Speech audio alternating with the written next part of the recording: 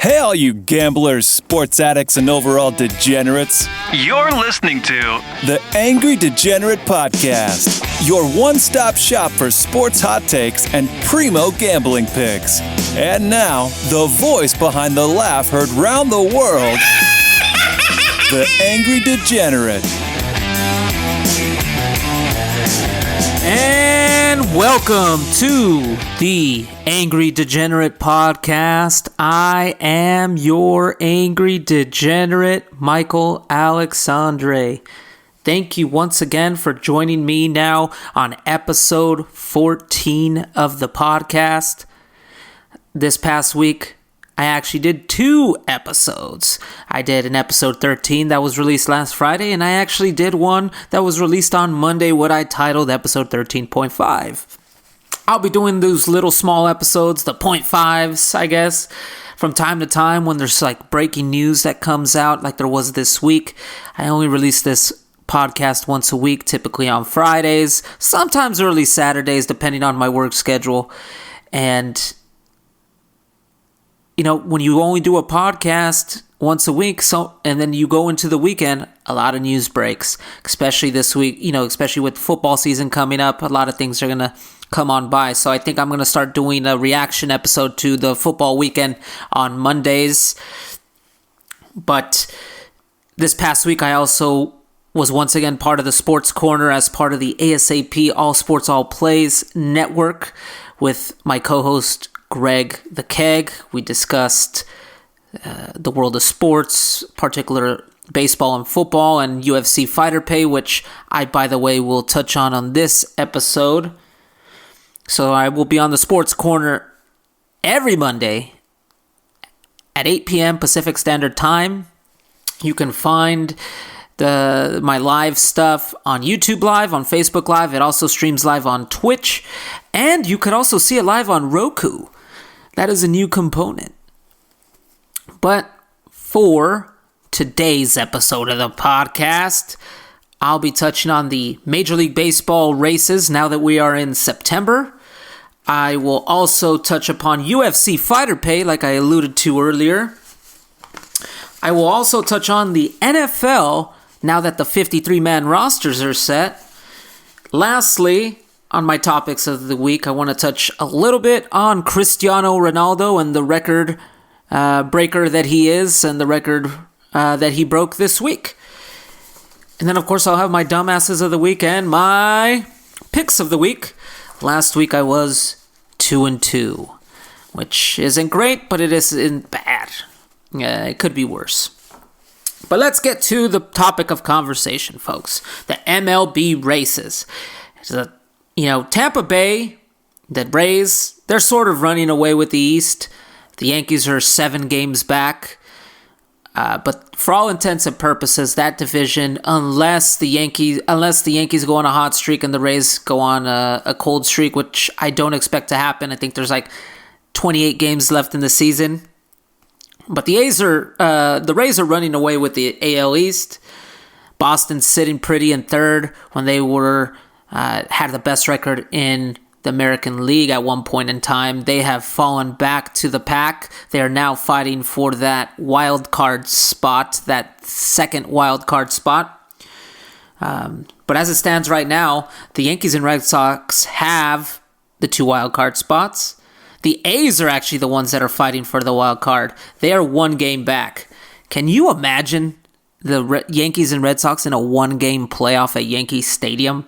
That would be absolutely entertaining. But I mean, I wouldn't mind seeing the A's against the Yankees as well. The A's and Yankees have tremendous playoff history, dating back even to like the 70s, where you had Reggie Jackson move from the A's to the Yankees. But even in modern day, where the A's in the early 2000s with the big 3 in the rotation, they played the Yankees a couple times.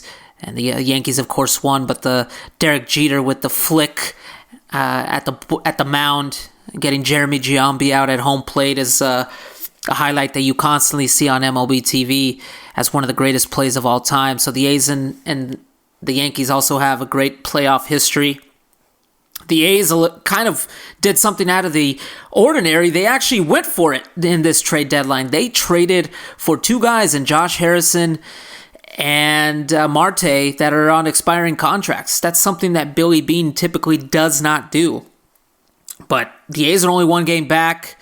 They're also 5 games back in the division, where Houston is kind of... I wouldn't say they're running away with it, but 5 games left. 5 games with 28 games remaining. Houston for sure is the leader in the clubhouse to win that division, but it's still pretty interesting. But going back to the AL East, it's hard to imagine that the Red Sox are stuck in the predicament that they are, considering they were one of the best teams in baseball at the midway point. Their downfall was they didn't get any starting pitching help. That's one. But they also didn't solidify their lineup. I know that they got Kyle Schwarber, but Kyle Schwarber, 1, hasn't been playing well, but also 2, the guy is terrible defensively. So it's like plus, minus, when you bring him out into the field, which they have been doing, or when you he's been DHing, so that means they had to bring out Martinez into the field. So that is an addition by subtraction because he is terrible defensively. And I think they banked too much on Chris Sale coming back and being the savior. I think what really killed them is that they were the leader in the clubhouse to get Rizzo, and he went to the Yankees, and the Yankees have been smashing the shit out of the ball since they did get Rizzo. So the Yankees beat the Red Sox out for Rizzo, and in tune to that, they also have been running away from the Red Sox in the division. But you have Seattle and Toronto waiting in the wings in the wild card race. Seattle's only 3.5 games back of the last wild card spot, which the Red Sox hold, and Toronto's 5. And Seattle's a big surprise because I think when you thought of at the beginning of the year, especially when you're talking about the AL West, you of course said, okay, Houston, you said the A's, you knew the Rangers were going to be a dumpster fire, but the other team in there, the Angels, there was a lot of hype coming out of spring training about the Angels, and they've kind of shit the bed yet again. They're sitting pretty in 4th place in that division. But Seattle, they're only a couple games out of the wild card, which is very shocking because Seattle holds the longest streak in Major League Baseball at the moment for a team that hasn't made the postseason. The last time they made the postseason was in 2001. And Seattle's a great freaking sports town, man. So it would be great to see those Mariner teams, because they've been rebuilding for years and years and years now. And hopefully, either this year or next year, they make the postseason. It's kind of interesting. Seattle, they started their season with a bit of controversy. Their team president was fired because he kind of broke the third wall, so to speak, and told everybody that, hey, we're keeping some of our best players down in the minors because we don't want to start their clock. And by saying starting their clock, that means if you bring them up, that means you are going to have to pay them sooner rather than later. By keeping them in the minors and not starting their clock means they'll be playing on peanut wages for the time being. So you see a lot of the times these teams that are rebuilding, they don't bring up their top tier talent because they don't want to pay them. So in a sense, Major League Baseball teams tank just so they can save some coins, some cash, which from a business perspective is understandable, but from a player-human standpoint, it just doesn't fucking make sense, or even from a fan standpoint. Well, Seattle, their team president said that earlier in the year, and he was canned almost immediately because he broke the third wall. That is something you do not mention because it is a negative point on Major League Baseball, and it is something that needs to be addressed along with the Players Association. If a player is good enough, he should be brought up to the majors. End point. That's it.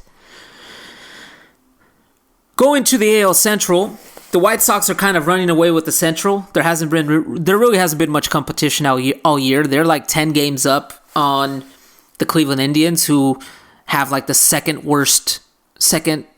lowest payroll in baseball. And they're at the 500 point. The White Sox have just been playing amazing baseball all year. So the fact that they're at the 500 point while losing Francisco Lindor, while losing Clevenger last year, it's pretty decent. They lost Francona. He's out with some sort of ailment. So they've been trudging along, and, they are about 7 games back in the wild card, which is a lot. But the fact that they're still kind of in contention kind of shows how good Cleveland has actually been doing considering their circumstances this year. I don't expect them to make the postseason, though, but it's a team to look out for in the future. But the White Sox are clearly running away with that division. In fact, that division has been a little bit surprising. A lot of people thought Minnesota were going to be contenders this year because they did make the postseason last year. They are by far really terrible. They're the worst team in the division. I thought that they were going to sell some players, trade some players away like Josh Donaldson. They did not. They did trade away Nelson Cruz to the Rays, and he's been paying dividends. But moving on to the AL West, like I mentioned, Houston has a 5-game lead on the A's. It's not over, but with the caliber of the team that the Astros have, I find it hard to believe that they will give up that lead. I personally think the A's will take that final wild card spot, setting up a Yankees-A's 1-game wild card. But like I said, I think that's what's going to happen, but in a perfect world, it would be great to see the Yankees and the Red Sox back in a postseason, especially in a 1-game playoff at Yankee Stadium. That would be awesome to see. Chris Sale there in the lineup versus Garrett Cole. Man, that's box office.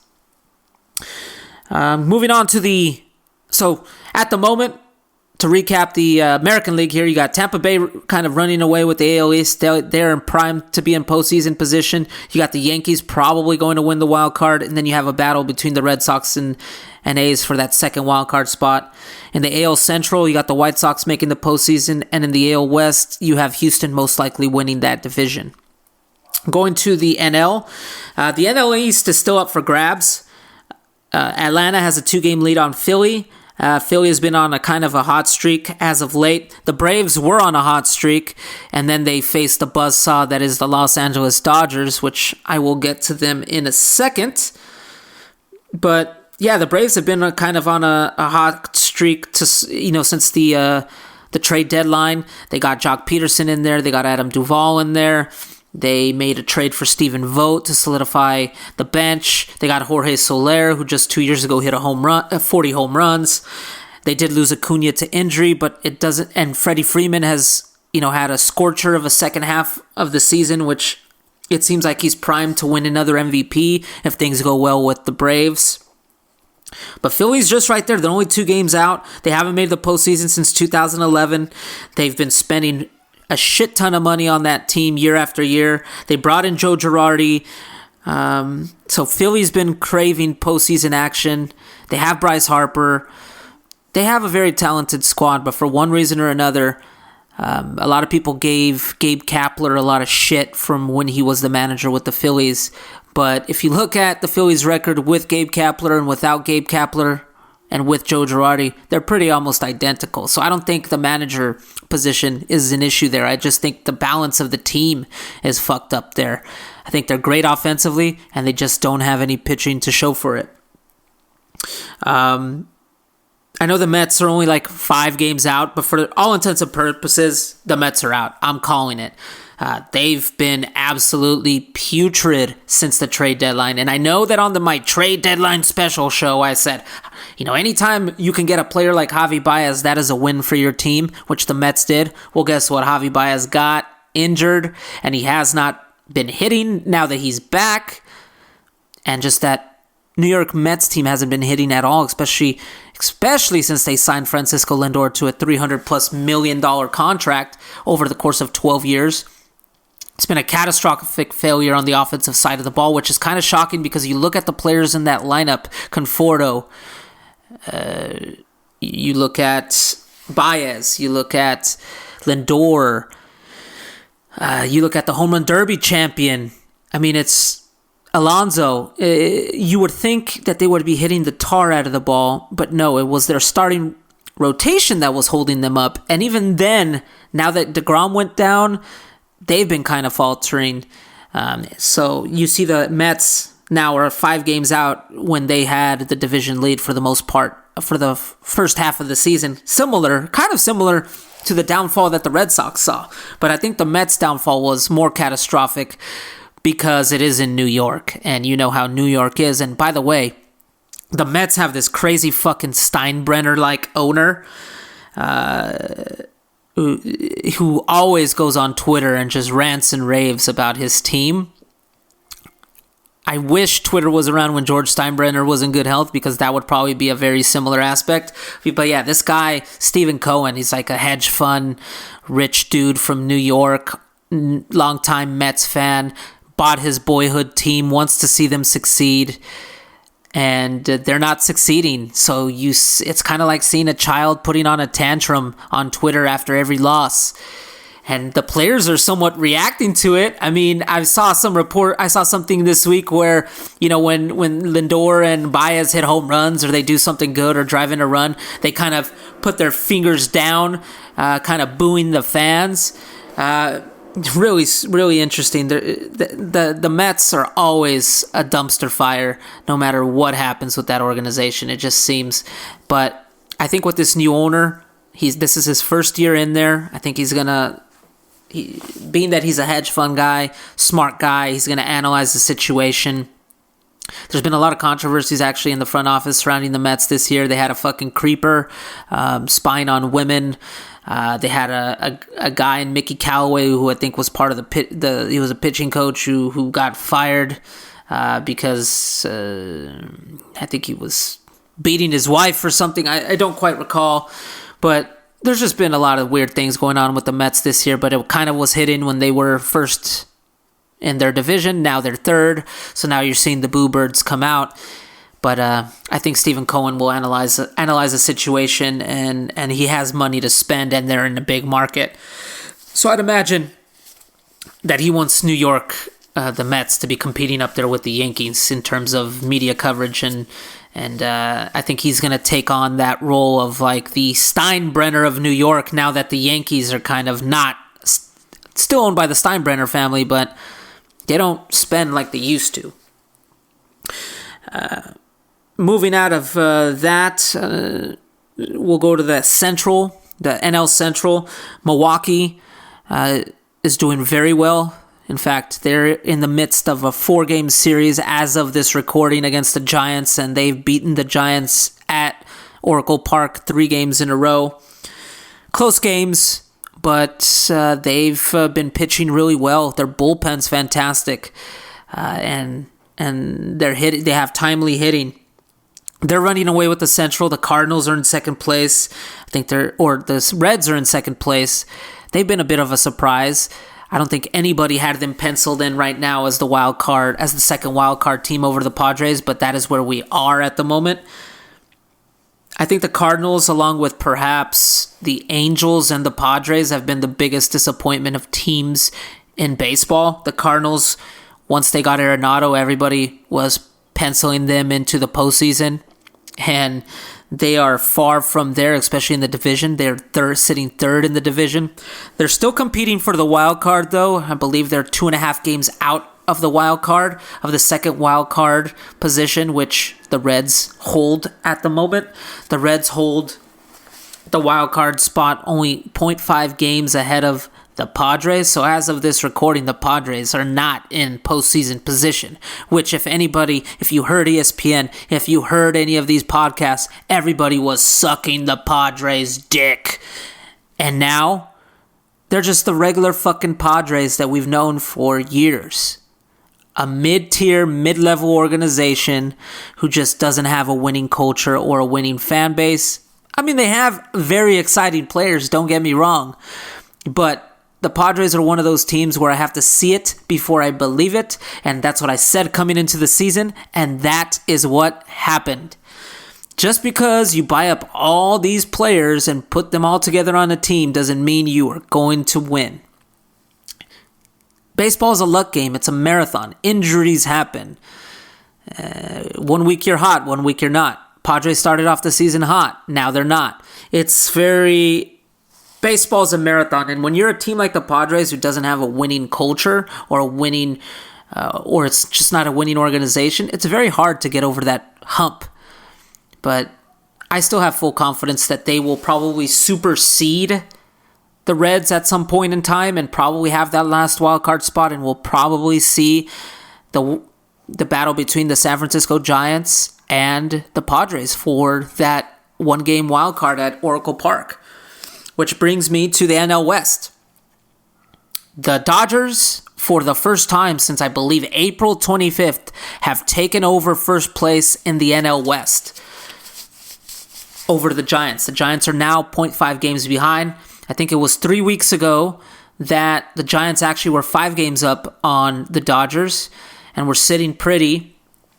But a lot of things have happened since then.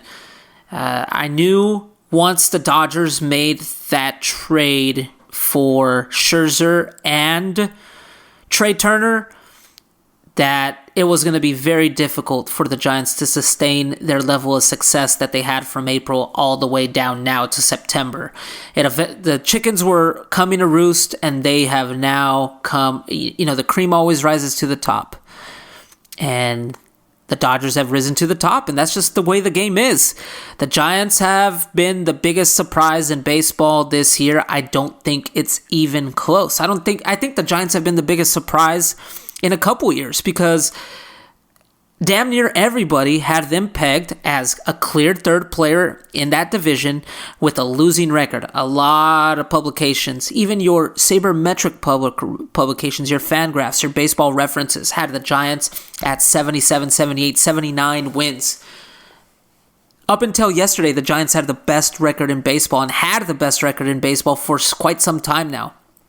But they have been struggling down the stretch. I said just now about how the Dodgers made moves at the trade deadline. The Giants did as well. They came in and solidified their bullpen with Tony Watson. He has not given up a run since being brought in 10 appearances. They brought in Chris Bryant, who has been hitting fantastic for the Giants. But one thing that they did not address was their starting pitching. And I knew that their starting pitching was playing way over their heads. And now finally, they're playing just about where they should be. You have Kevin Gausman, who, for the first half of the season was a Cy Young Award contender. And he's kind of been struggling with his command, with his splitter, with his fastball. And, Kevin Gausman's a guy that hasn't pitched a full freaking season as a starting pitcher in, 4 years. So the demand on his arm is showing up right now. I mean, he's struggling. He's on the IL right now. The Giants signed Anthony DeSclafani through the first half of the year. He was a all-star level starting pitcher. He's never had this amount of success in his career. Well, now in the second half of the season, he's some lingering issues. He's not pitching as well, and that's typically what happens of players who don't have when they become successful out of nowhere.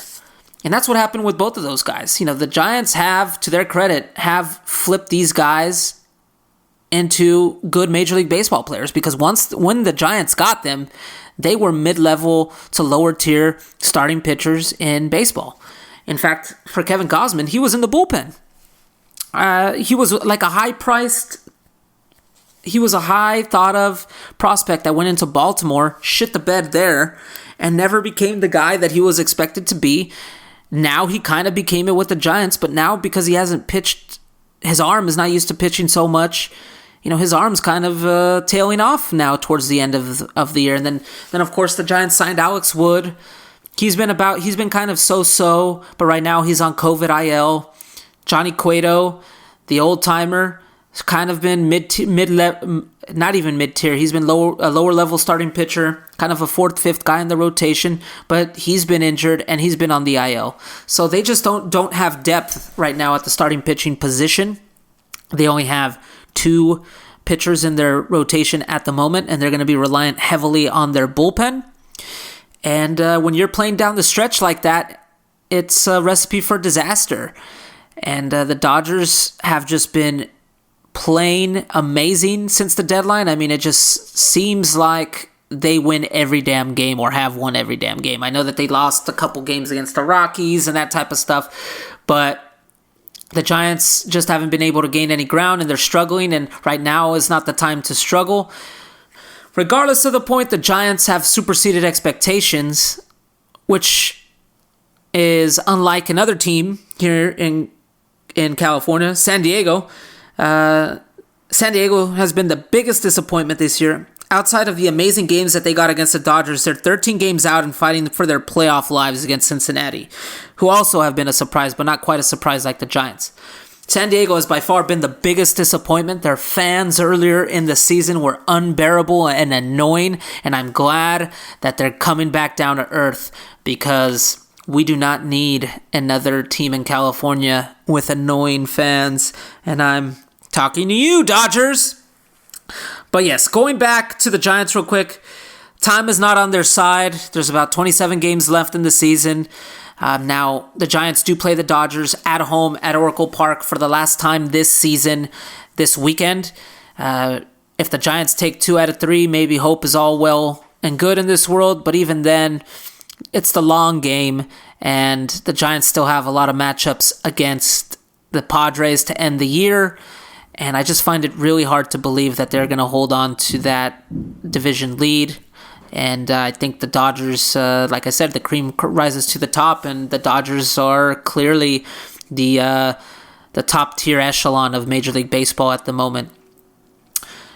So to recap the NL, we have the Braves in first place. They're not running away with the division. I still kind of see Philly having a chance in there with 2.5 games behind.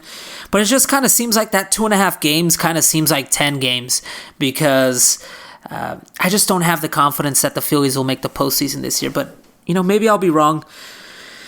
Milwaukee's running away with that division, 10.5 game lead on the Reds. And then in the West, the Giants and Dodgers are battling it out for first.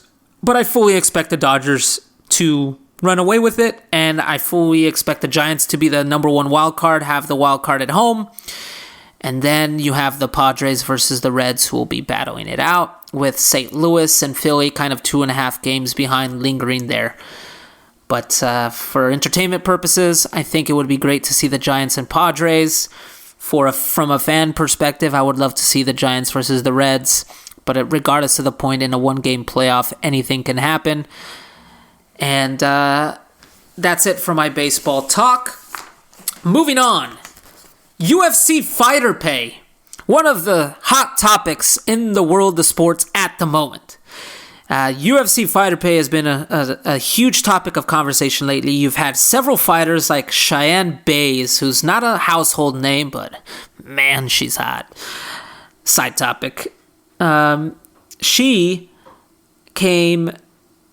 won a fight. I think she submitted a chick about a month and a half ago, and she said they always do the post-fight interview, and she clearly flat out said, "I'm broke." And just this past week, you had Jared Cannonier, who is the 3rd-ranked middleweight MMA fighter in UFC, saying he was broke as well, and he needs to continue to fight to pay his bills. He was talking about how he didn't take too much damage in the fight and would be willing to fight almost immediately because, he has bills to pay. A couple months back, UFC bantamweight legend Miesha Tate, during her comeback win, said she only keeps about 10% of her pay after all the fees associated with fighting. I think people forget that, these people have to pay their management team. They have to pay their agent. They have to pay taxes on their winnings. They have to pay their training camp. They have to pay the food that they buy, the dietary stuff that they do. All this stuff is expensive, especially if you want to be in that top tier of UFC. So, these people might keep, the paycheck might be $200,000, but you maybe only keep 10% of that. And I know that's rich people complaining about rich people problems, because I'm sure there's people out there, including myself, who would love to have 10% of $300,000 or whatever that is. But all these fighters have brought this back up because this has been a topic about UFC ever since I've been watching UFC. And I've only been watching since about 2014, 15. I was looking up articles. This has been a topic of conversation since dating back to 2009 and 2010. In 2019, UFC made $900 million in revenue. You know how much percentage the fighters received from that? The fighters only received $150 million of that $900 million, which is only 16%. And they've done an analysis of the revenues of all the major sports leagues in the United States, and that falls well below the NFL, which 48% of the revenue the NFL receives goes to the players. In the NBA, it's 50%. Even in a smaller rival promotion, Bellator, their fighters received 45% of the revenues that Bellator gets. Now, of course, Bellator's revenues and Bellator's fighters make a lot less than UFC because it's a smaller promotion, but they get a larger piece of the pie, considering the revenue that Bellator makes. UFC only gives 16% of their revenue to their fighters. That is absolutely fucking atrocious, especially for a gladiator sport like UFC, where these people can literally, and it has happened, die or face, life-altering injuries. I mean, you see guys like Conor McGregor, Anderson Silva, Chris Weidman, who got these catastrophic injuries and were never the same. And in Conor's case, we still don't know if he'll never be the same, but he doesn't seem like he'll be the same because he hasn't been the same as of late. But UFC, as the biggest promotion in the MMA world, does give their fighters a platform.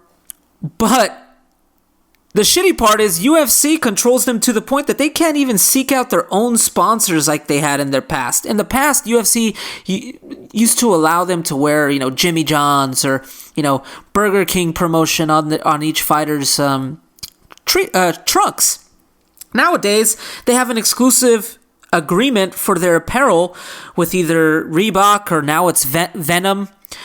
They have exclusive agreements with Monster and Crypto as well.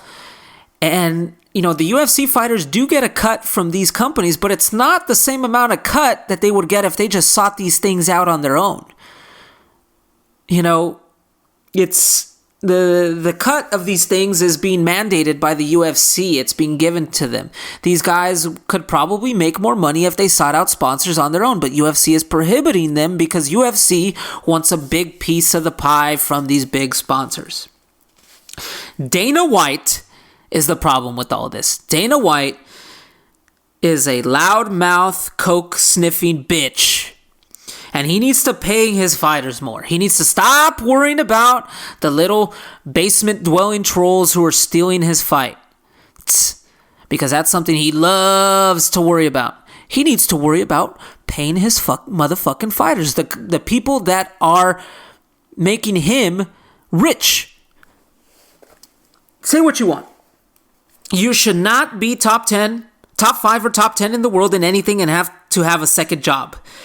If you're in the largest MMA promotion in the world, you should be paid accordingly. Could you imagine an NFL player, a star NFL player, a top 10 NFL player having a second job? I know that's something that used to happen in the 60s and 70s, but you don't see that nowadays. That happens in MMA. That happens in UFC. You have some of these top guys sometimes having second jobs because they do not get enough of the revenue. Now, some people will say, well, they're choosing to fight. Yeah, they are. Because that's something that they love to do. But they also should be paid accordingly because the UFC is raking in cash. And if there's any organization in the world that has benefited from the pandemic, has been UFC. They signed an exclusive contract just before the pandemic with ESPN. They were one of the only few people that put on fights or put on any sports during the pandemic. So their net worth as a company, as an organization, has definitely increased since the pandemic. And Dana White refuses to address this situation of paying the fighters more. And say what you want about Jake Paul. And I do fucking loathe that rich, privileged fuck. But he's been harping on MMA fighter pay and has demonstrated it by bringing on boxers to his cards and paying, or MMA fighters to his cards and paying them way more than Dana pays his guys. Tyron Woodley, who just had his fight with Jake Paul, he made $2 million for that fight. And he probably didn't train as hard as he would have in MMA. At his peak in MMA, Dana Woodley, who has main evented multiple fights, at his peak as a main eventer, brought in $500K. And then once he started kind of losing and his clout started kind of going away because he did start getting older and he lost his last 4 fights, his fights, he was only making $200K. That's still a shit ton of money. But when Dana White is always over there shit-talking boxing and calling it a circus of a sport, they're still paying their fighters a lot more for a less grueling sport. But it's so pathetic. How pathetic is that? One of the greatest main event fighters in UFC history never even made it close to what he made for this glorified exhibition, or whatever the fuck you wanted to call what we saw on Sunday. I sure as hell did not pay for it because I knew that, 1, Paul was most likely going to win, and 2, that there was going to be some fuckery that happened after the fight, and of course there was. Some people don't know, but fighters that are on the lower end of the totem pole in UFC, they make $12,000 per fight. Like when you have these prelims that come on at like 3 p.m. when the main event comes on at 7, these guys are making $12,000 for fights. That's not even enough to cover their camp. If they win, they double it. It's to $24K, so it's win and show. The whole win and you win more is an outdated model. The UFC has enough money to just build in that win money into their show up money. And it's also getting pretty pathetic seeing fighters, after knocking some fool out, beg Dana White for that extra $50K, walk up right to him, because in UFC, if you knock somebody out or if you get a fighter of the week bonus, you get an extra $50K. But it's so pathetic seeing these desperate fighters just run up to UFC, run up to Dana White, give him a handshake, and say, "Give me Dana, give me $50K." It's almost like Tiny Tim begging for some porridge. It's fucking pathetic. UFC needs to get a better pay model. They need better PR because this thing is not looking good for them PR-wise. Dana White needs to get his head out of his fucking ass, and he needs to pay his fighters more. This isn't a good look, especially when you have a privileged little fuck like Jake Paul showing you up. Dana White, do the right thing. Pay your motherfucking fighters. Now on to the next topic of conversation, which is the NFL. The 53-man rosters were just set on Tuesday this week, and the start of the NFL season is officially less than 1 week away. I believe the first game is the Dallas Cowboys versus the Tampa Bay Buccaneers 1 week from this recording, which is Thursday. But the 53-man rosters were set. Nothing really surprising was done. I guess it was a little bit surprising in the media, but I think the media was blowing it up as they usually do and with everything. But Mac Jones was named the starting QB for the Patriots, which meant that Bill Belichick cut Cam Newton. And people said, well, you need a good backup behind Mac Jones. Cam was the perfect backup. And I thought, is Cam going to be a good backup? Because he seems to me like one of those type of guys that he's already a leader in the clubhouse. Can you really have 2 leaders in the clubhouse? You know, Cam's like a general. Are you going to have a general working as a backup? You can't really be a general if you're a backup, if you know what I mean. So I think it was best for Bill Belichick to move on from him and let him find his own way. Cam Newton's never been a backup in the NFL, and Cam Newton does have an ego. So you don't want to create a rift in there, not saying that there was a rift, but avoiding the potential rift down the line. Brian Hoyer, anyway, is a more, teachable guy. He can teach Mac Jones anything that he needs to know. He's a career backup. He kind of fulfills that coaching role in the quarterback position for the Patriots. And I think the Patriots, from what we have seen with Mac Jones, he looks like what they wanted. He looks like, if you fucking watch Mac Jones, he looks like it's Tom Brady in the fucking pocket. Their stature is the same. Their build is the same. And obviously one is more good looking than the other. But Bill, I think, kind of fell into this guy at number 15. And I know that there were rumors that the 49ers were going to take him at number 3. But man, what if this turns out that the Patriots got one up on everyone else yet again and they found their franchise quarterback for the next 15 years? Wouldn't that be a fucking story? It's certainly possible, but it's obviously way too early to tell because Mac Jones has been impressing in camp. Impressing in camp is one thing, impressing in preseason is another thing, but impressing when the games are actually live and you're playing against defenses that are actually playing their real plays and defenses, and you're playing against number 1s and not number 3s and 4s, time will tell. But yeah, people were really acting like Cam Newton being cut was a surprise. It's not a cut. It's not a surprise. Cam Newton played well in the preseason, but it's clear he's not the same guy. And he's clearly a totally different type of backup than Mac Jones would be. He's a totally different type of quarterback than Mac Jones would be. Mac Jones is a pocket passer. He throws to the open guy. Cam Newton, the Cam Newton that we know today, he's going to be primarily a running quarterback or use deception. And we saw what he was last year. He was not very good. And Cam said something like, don't feel bad for me. I sure as hell don't feel bad for Cam Newton. He's made a shit ton of money in this league. He won an MVP. He's been to a Super Bowl. He made $3 million in this training camp / preseason before he got cut. They gave him $3 million in guaranteed money. That's a shit ton of money for not playing a fucking down in the NFL.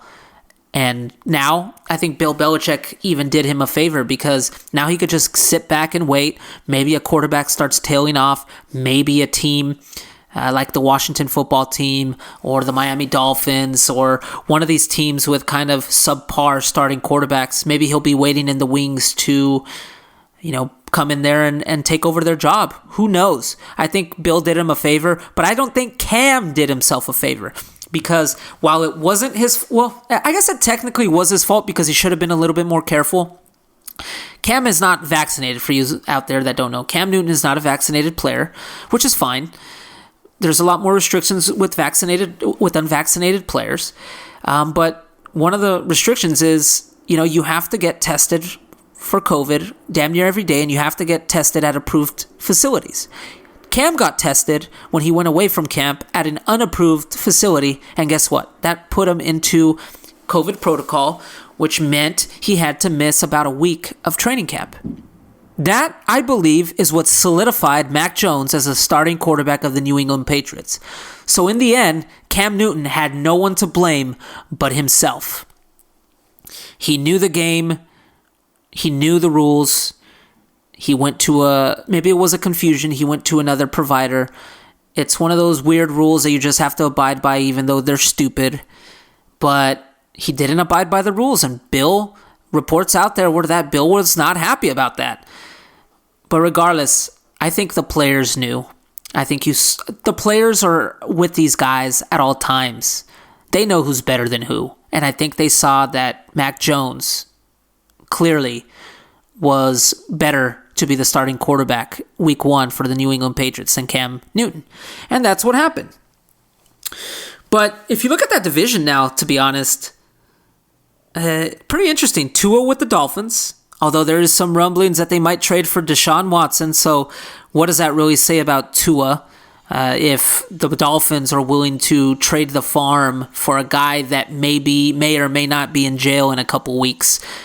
Because he's being investigated by 4 different bureaus, including the NFL.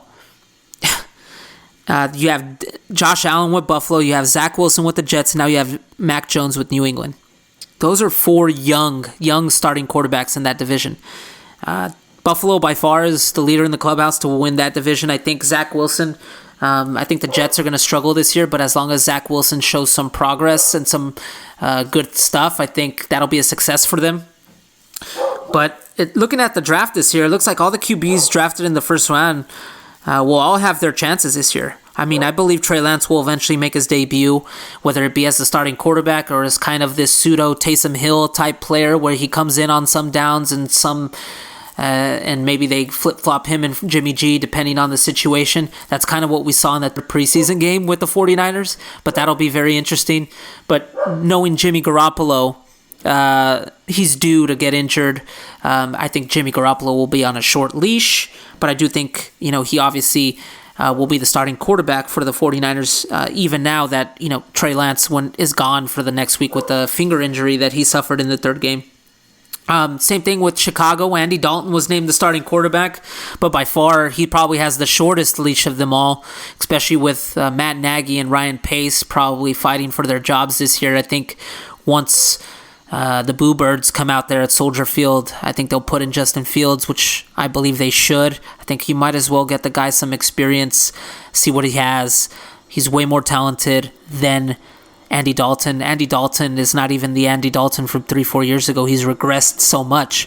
And the 49ers side of things, I think Jimmy Garoppolo is just the same quarterback that he was 3-4 years ago. He hasn't improved, which I guess in theory you can say it's regression, because if you look at the quarterbacks in the NFC West, Kyler Murray, he's definitely an improvement over Jimmy.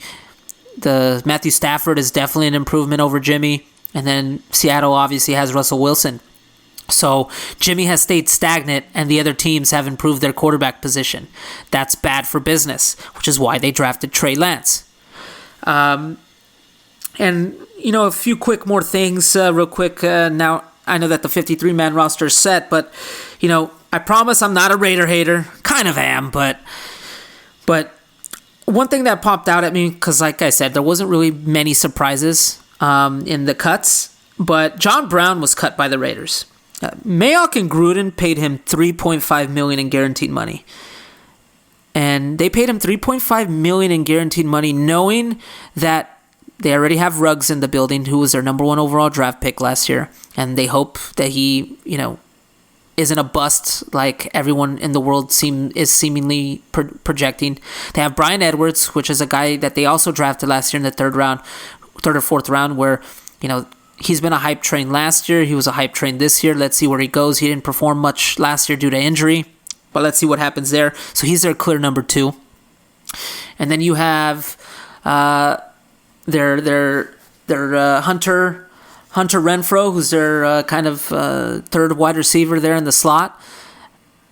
There was some hype around him in the training camp because I guess he blew past Jalen Ramsey in some of these practices that they had. So they knew that John Brown was not going to be anything more than a number 4 on this team.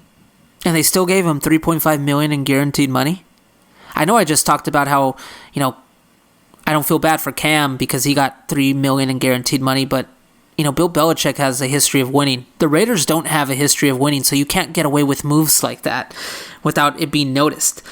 I just remember them signing John Brown, and I remember Raider fans getting all hyped and saying that John Brown is an improvement over Aguilar. Well, John Brown, who requested his release, by the way, he's the one that requested his release, which doesn't seem to surprise me because the Raiders just seem to run a minor league operation. The 49ers added Arden Key and Maurice Hurst this past offseason, 2 guys that were cut by the Raiders. They're on the defensive line. And both made the 53-man roster. They performed pretty good in preseason from what I saw and from the reports out there. I don't put too much stock in preseason, but the 49ers have depth at defensive line. And they added 2 players that were on the Raiders last year who did not perform up to expectations with the Raiders. Well, they came to the 49ers, and some of the first interviews that they did were saying how they were so freaking glad to get out of that Raiders organization, that it was night and day, the 49ers organization versus the Raiders organization. Like I said, I don't know what the hell's going on behind closed doors there, but they got rid of a bunch of executives this past offseason. You have players retiring in camp. You have coaches retiring in camp. You have players going to other teams saying that they're happy that they're playing there and not with the Raiders. And then you have the Raiders now apparently being investigated by the IRS because of taxes. So what a fucking weird offseason for the Raiders. And this is something you do not want for any team, but especially for the Raiders, for a team that's going to be opening up their new stadium now finally to fans. And I would suspect that internally within that organization, even though that they said that there's no expectations to make the playoffs this year, that division and the Raiders, I mean, if you look at their trajectory, when John Gruden got there, they went from 4-12 to winning 7 games to winning 8 games. Theoretically speaking, now they should be 9-8 or perhaps 10-7. That should be the goal. And if you're 9-8 and 10-7, you're knocking on the door of the playoffs this year. So they don't need these distractions, and these distractions just seemingly keep happening to the Raiders organization, and I just don't fucking get it. I think the problem there is John Gruden. He's the $100 million man, and it just seems like that man does not have a plan. But enough of the Raiders. Going back more to 53-man news stuff. In terms of injuries, there were several dudes on several teams that were moved to the PUP list, physically unable to perform list, which means they're going to sit out until week 7.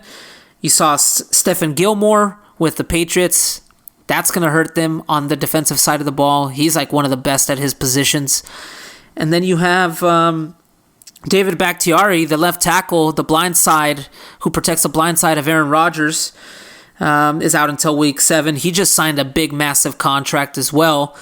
So it will be very interesting to see how this will affect Aaron Rodgers, since he's the guy that's going to be that was in charge last year of protecting one of the best in the league, and he did a very fucking good job of it, which is why he got a contract extension.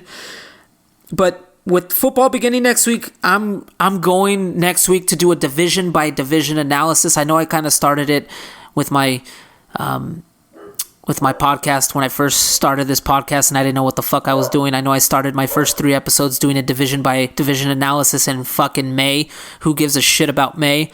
I think I'm just going to devote a full episode of just going division by division and just quick hitters on who I think is going to win the division, how the playoffs are going to look like, who I think is going to win the Super Bowl, and then you guys can follow up with me at the end of the season and probably shit on me, which is going to be the norm here because I am wrong often.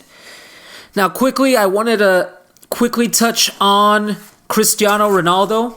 I know last week I talked a little bit about Cristiano Ronaldo in terms of where he was going. At that time, we didn't know if he was going to go to Man City, Real Madrid, or somewhere else. He ended up going to Manchester United, which I released podcast episode 13.5. Listening to it, it's live on all platforms. But quickly, Cristiano Ronaldo yesterday just surpassed... just became the all-time leading goal scorer in international competitions for a respective country. He scored 111 goals for Portugal. The previous record was 109, and he did that in spectacular fashion. Portugal was struggling to break down the Ireland national team, and for those of you that don't know who the Ireland national team is, they are... of the countries that people can spot on a map, Ireland being one of them, they're quite possibly one of the worst countries in Europe in terms of playing professional soccer or football, whatever term you want to use, of the countries that you can spot on a map. I'm not talking about like the Luxembourgs, Kosovos, Georgias of the world. I'm talking about named countries that most people can say, oh, I know where that's at on a map.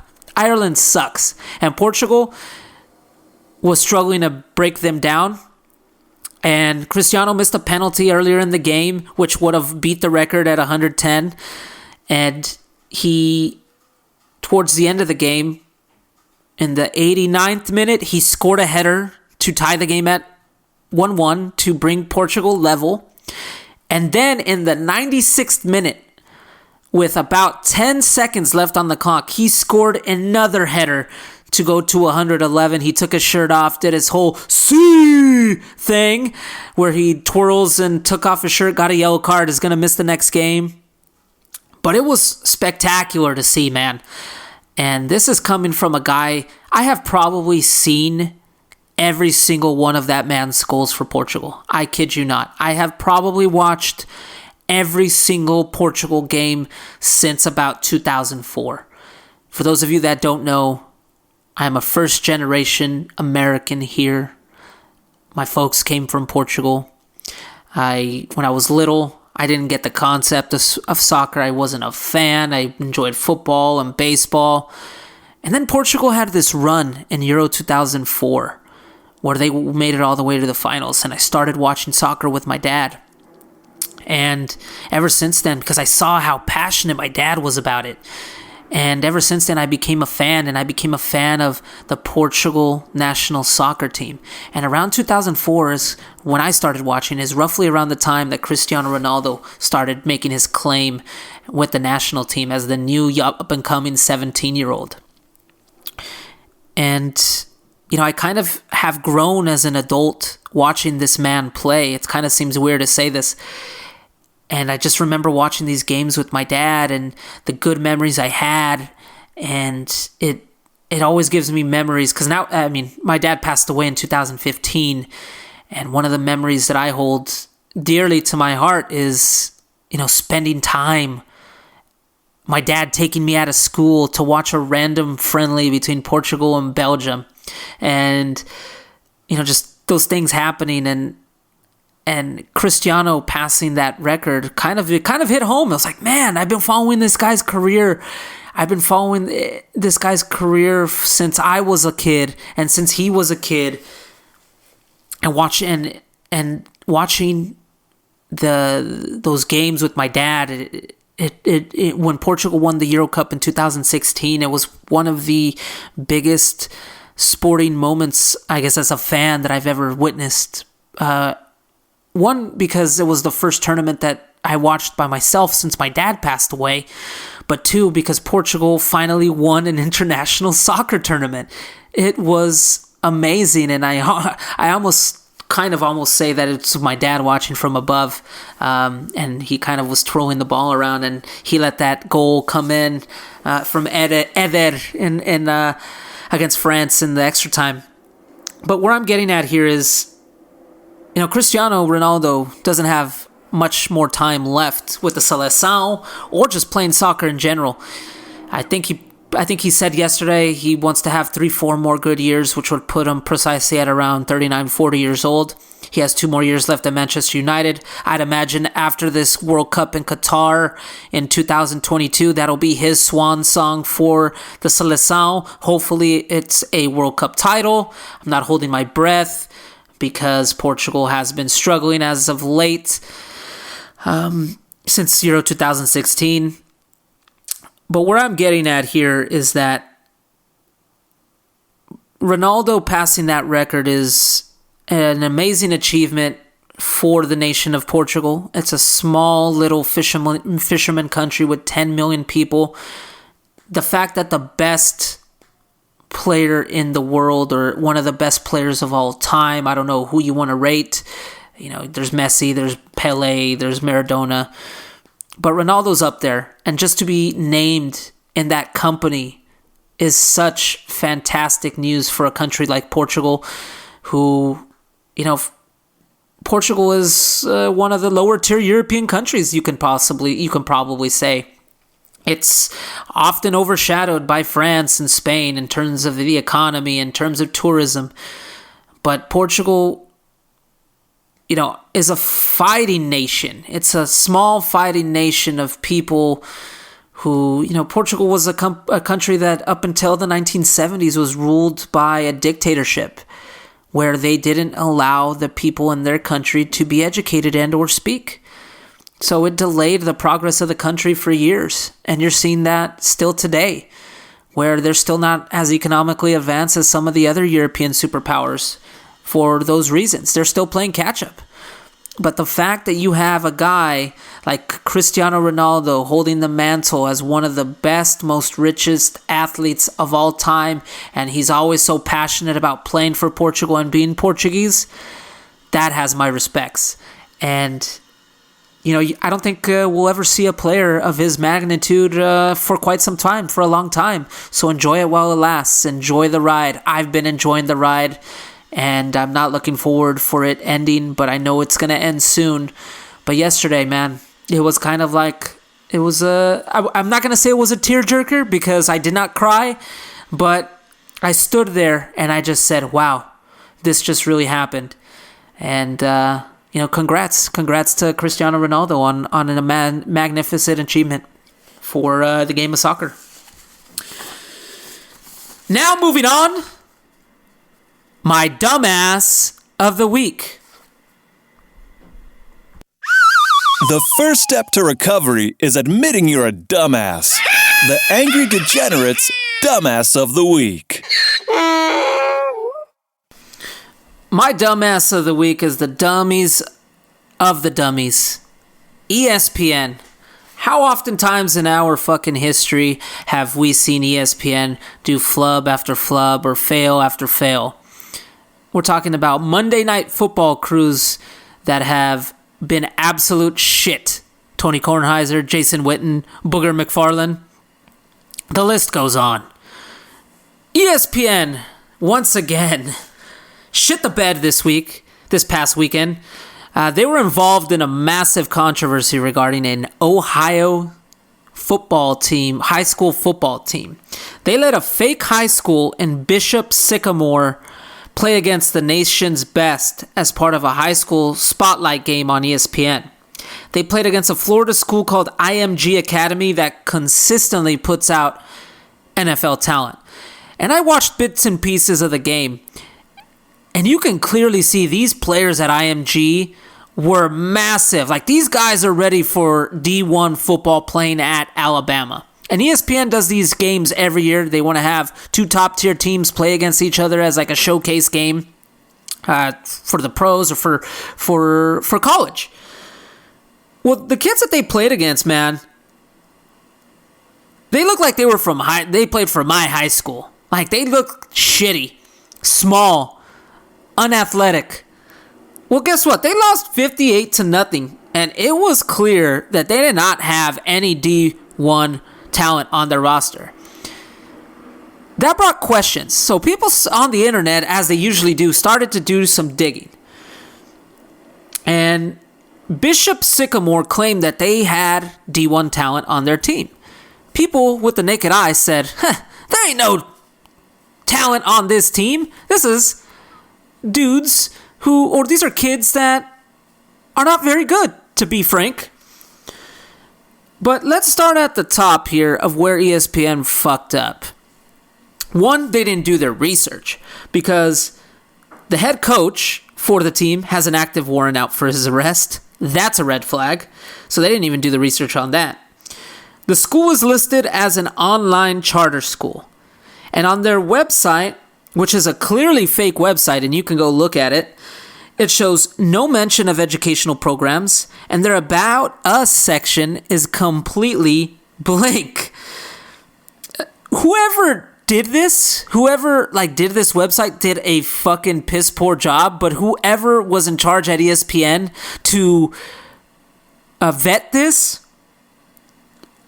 should be fired. They absolutely should be fired because they did a terrible job, and they got ESPN to buy into it. The school was not even listed on the Ohio High School Athletic Association. And what's funny about this is that ESPN didn't even know that the players had played 2 games in 3 days. So prior to playing this showcase, the players had a game the day before. And anybody that has played football, I have not played football. I have not played football at the high school level. I've only played, tag football, tackle football with friends. Football is a fucking rough sport, man. And when you're playing at that level against D1 talent, that can be outright dangerous. And what happened here is so dangerous and so stupid by ESPN for allowing this to happen that the governor of Ohio is calling for an investigation on the school. But I'm bearing the lead here. ESPN is the dumbass of the week because we don't know how they got ESPN to buy into this. because they should have pulled the plug on the game, not only for the reasons I listed above, which, their coach has a warrant, their website was not up to snuff, they were not on the Ohio State High School Athletic Association Commission. The fact that they played a game the day before, that should have been enough to pull the plug on the game. But when they should have pulled the plug was that before each game, these teams, even in the NFL, you have to meet up with the announcers so they could kind of do a debrief with you, get a little bit of information on the teams, on the game. So the team scrapped the conference call with ESPN, leaving the network with no meaningful information about the program's history and the players' college offers. The commentators even alluded to it on the telecast. They were befuddled because they didn't even know who some of these players were. They didn't know where they came from. They couldn't even list the names. It was just a shit show of an operation that shouldn't have been happening from the largest sports entity, broadcasting sports entity in the United States.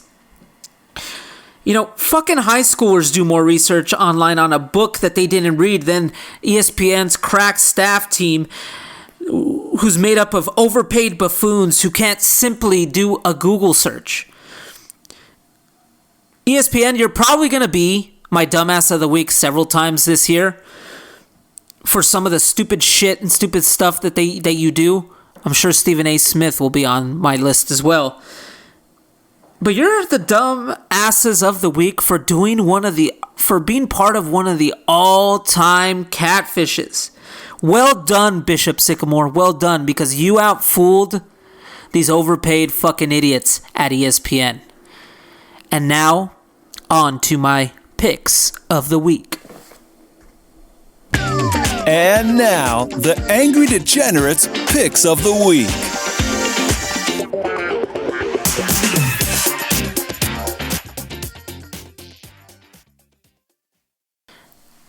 All right, folks. My picks of the week. I went 2-2 this past week, bringing my overall record to 28-15, which is still a 65% hit rate. And I've gone official, folks. Fuck those private bookies. I'm not doing that anymore. I should have been the dumbass of the week last week for even biting the bait on getting some random dude to be my bookie off of Reddit last week.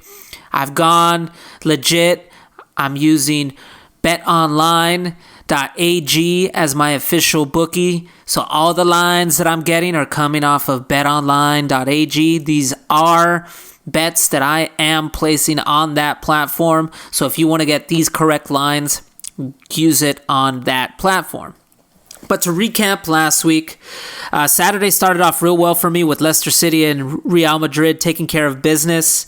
Sunday, not so much. Atletico Madrid and Villarreal played out to a 2-2 draw. I chose the under 2.5. At halftime, the score was 0-0, and I was in the green, and I was excited, and I was thinking I was going to be 3-1, but it was not to be because both teams came out firing in the second half, and I got fucked. Same with the odd Portuguese matchup I chose last week. I thought I had some inside information, and I did have some inside information, but sometimes things just don't work out. Santa Clara traveling from a far midweek game in Croatia back home to the islands of the Azores in the middle of the Atlantic Ocean without their top striker. They decided to beat Gil Vicente, who just the week before played 80-plus good minutes against Benfica, which, for those of you that don't know, Benfica is like the cream of the crop of Portuguese football. It's like the PSG. It's like the Manchester City of the Portuguese league. So I thought I still finished 2-2, not the result I wanted, but it's also not a losing week. So for my picks this week, it's going to also be very soccer-centric, folks. But I have 6 picks for you this week. 6, count them, 6. That's a lot. Most will be soccer. I got 1 college football in there for you. Once the real football season kicks up, I'll have a lot of football picks for you.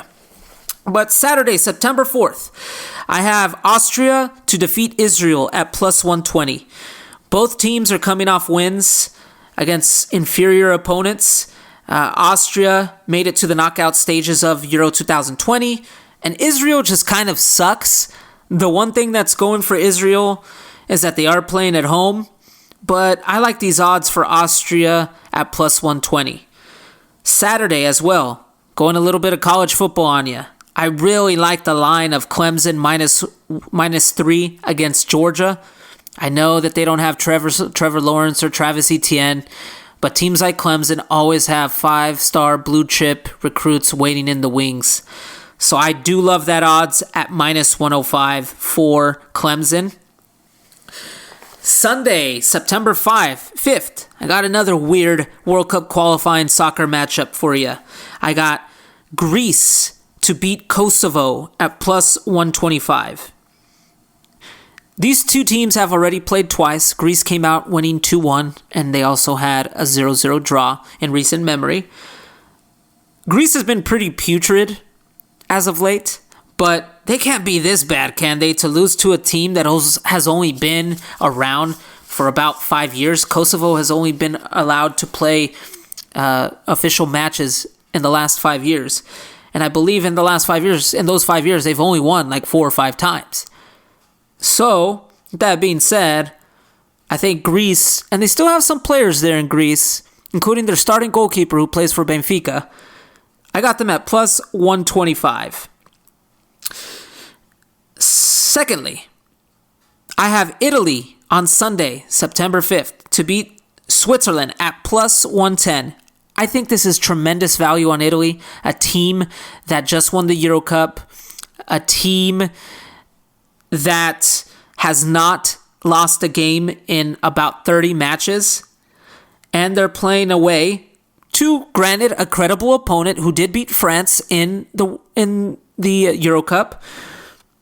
But I just think unless they have some sort of Euro Cup hangover, I think they should take care of business against the Swiss at plus 110.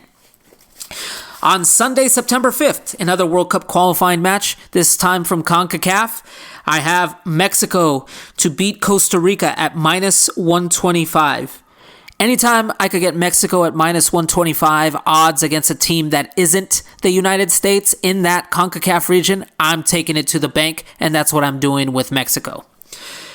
And lastly, I have on that Sunday, from the South America region, Sunday, September 5th, Chile, draw no bet at plus 130. They will be playing away to Ecuador.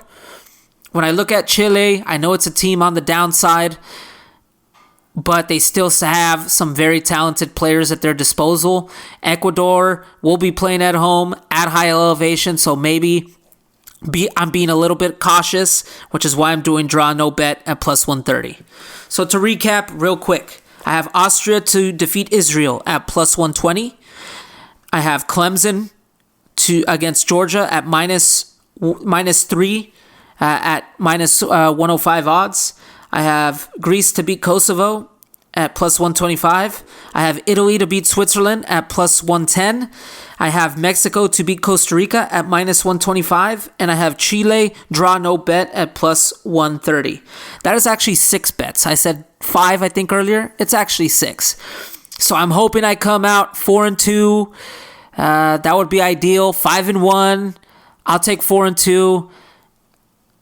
Bet carefully. Bet only what you're willing to lose, and bet your own unit size on what you want. A unit for me is $50. 2 units is $100. I think on a couple of these I'll be betting 2 units, but for the most part I'll be betting only 1 unit. I'm not a fucking whale of a gambler here.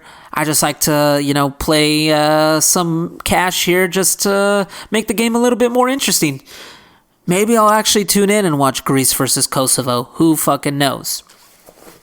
But that's going to be it for me this week, guys. Like I said, next week I will be having an NFL preview show. So I'm just going to go straight to NFL. Nothing else unless some big news breaks off.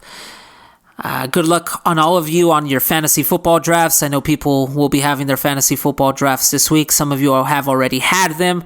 I have about 3 of them this week. Do not auto pick. That is how you get fucked.